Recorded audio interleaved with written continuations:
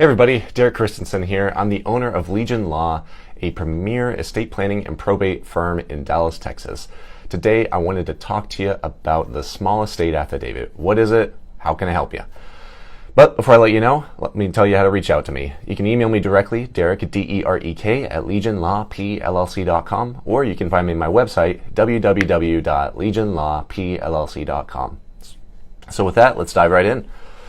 The topic today is the small estate affidavit. This is actually a very, very important affidavit because if you can pull it off, you will go through a much smoother and much cheaper probate than pretty much any other option out there. I am not a fan of probate. Probate is not fun. It is expensive. It takes a very long time, and you have to be very organized to get it done right the first time. However, if you can find the best form of probate that accomplishes what you're trying to accomplish, then this is a great way to do it. The small estate affidavit is simply an option. It is one of 7 or 8 different options out there for probate in Texas. The small estate affidavit is actually one of the fastest and cheapest forms of probate, as I mentioned, and it can help you resolve an estate where there aren't too many assets in your concern. That being said, there are some very specific criteria. The most important criteria is whether or not you meet the $75,000 threshold. So this is going to be $75,000 worth of assets in total.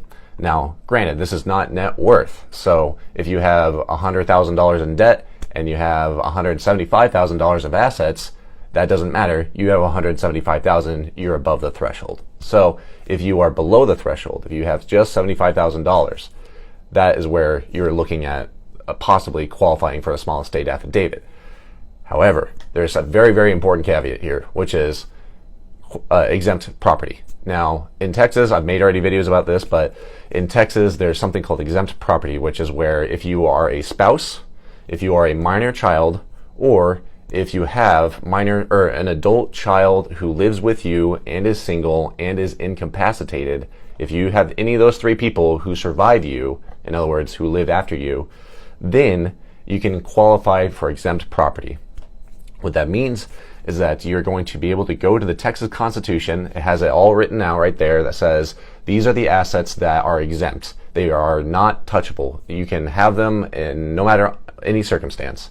So what that means, and I guess I should explain that a little bit better, but what it means is that if you have exempt property and you're one of those 3 people who survive you, then that exempt property cannot be claimed by other people. So if I owe $1 million and I have my spouse and I die, my spouse will still get the house, even though I'm in negative net worth. Even though my debts technically should be paid with the house, I should be forced to sell the house, take those proceeds and pay off my debt. But because it's exempt property and because I have my spouse, I can just simply give her the house, she gets the house, and the debt still continues. So that's very important because in Texas, you can do a small estate affidavit at that $75,000 threshold, and none of your exempt assets count up to that $75,000. So that's extremely important because if you have a house and you have $50,000 in the bank and you have a spouse, then you can say, all right, the house is part of the exempt property. Therefore, even if it's worth $300,000, it's not counted. So we're only looking at the $50,000 in the bank, and the bank is less than $75,000. Therefore, I can do the small estate affidavit. So that's fantastic because you can have more than $75,000. You can have a lot more than $75,000, but you can still be below that threshold because all that property, that's a lot of money, is a part of the exempt property. Now, there are specifics on whether something qualifies as exempt property, so it's strange. There's a lot of really nuanced things that you have to really go through to figure out if something is exempt. But generally speaking, there is the main residence, your main primary residence is going to count as exempt property, and a vehicle up to a certain dollar amount. It changes sometimes, so I can't quote it off the top of my head. I think it's $50 or $60, maybe $70,000, something like that in that range. So you can have vehicles up to that much money.